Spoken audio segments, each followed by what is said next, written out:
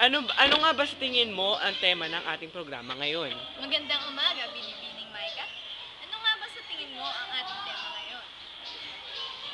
Tapos, ako na nun, sa tingin ko. Sa tingin ko, Sa tingin ko, tingin ka sa seryoso, parang nag-acting. Huwag ka ma-conscious. sa tingin ko, Maganda ka ang sa tema camera. Sa tingin ko, ang tema ng ating programa ngayon ay tungkol sa premarital sex. Oo. Good, ulitin mo. Tama ba?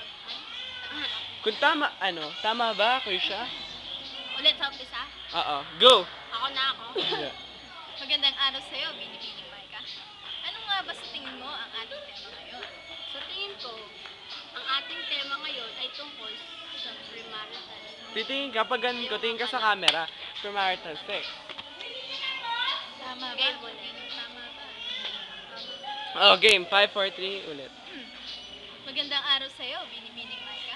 Ano nga ba sa tingin mo ang ating tema ngayon? Sa tingin ko, ang tema ng ating programa ngayon ay tungkol sa premarital sex. Tama ba, Krisha? Tama. Premarital sex. Bakit nga ba nangyayari ito sa mga kabataan? Ano-ano nga ba ang mga dahilan nito?